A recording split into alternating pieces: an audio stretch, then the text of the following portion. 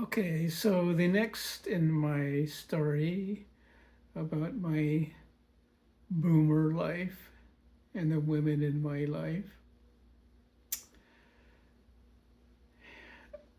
I had moved into the Kearney house, which was on 24th and Kearney in Northwest Portland while I was working at Good Samaritan Hospital. And it was a group of maybe 7 of us boys who worked at the various hospitals doing our alternative service called 1W. Next door to our house was maybe a 6-story old brick apartment building. And we had parties at our house. And one day we had a party at our house on a Saturday that fall. And the neighbor girl next door, who lived in an apartment by herself and worked at one of the hospitals, came to the party. I can't even remember if I knew her before the party started. She was my age. I was 18. She might have been 19, but she was my age.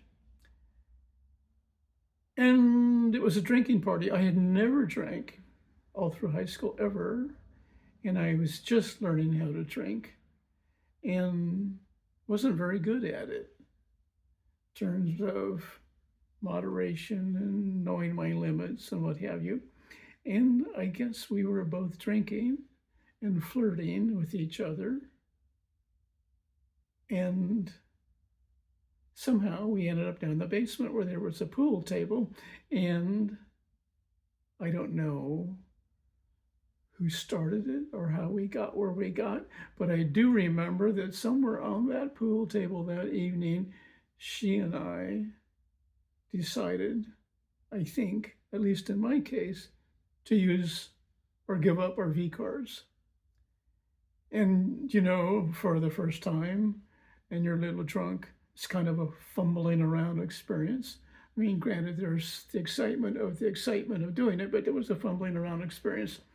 And that's what we did. Well, she was a next door neighbor, and obviously we decided we would try that again in better circumstances. So I started spending the evenings at her house for probably at least 2 weeks, having as much raw dog sex as I could get in. And we seemed to get along. I mean, I was living in a house full of 6 or 7 really handsome young men, and I was certainly not the most handsome, and I was only 18, and some of the guys were 20, 21, and 22, and cars and what have you, and I was just getting started. So it was one of the evenings we were over there, and we just had really great sex, and she said, "Jim," because we're raw dogging, right? We're not even talking about it. We're just doing it. It's the 60s. Sexually transmitted disease, those are for low life people. We're just regular people, right? So she says, "Jim, if I get pregnant, will you marry me?" Is Jim mindful?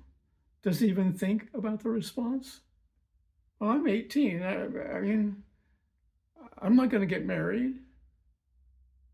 And she said, "Oh, well, then that's the last time we're going to sleep together." And it was. Of course, later, I realized that was totally the wrong response. I was too naive to know.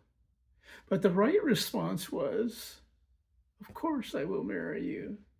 But I tell you what, let's do some things to keep you from getting pregnant." Ah, she would have felt that I cared for her and was willing to take responsibility. And then we could have discussed what that responsibility entailed. But didn't see it. No wisdom at 18. And that was that. Genevieve Udke full-bodied, blonde-haired, blue-eyed girl from Newburgh came to the city. I don't remember if she dated some of the other boys in the house, but I noticed that that was the last time I slept with her.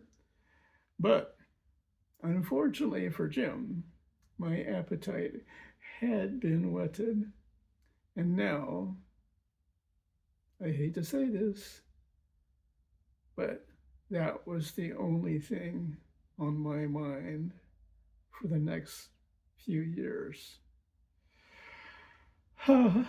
Well, not the only thing, but a pretty big thing. Yeah. 1967 fall, V card, willingly given to Genevieve Udke. Thank you, Genevieve.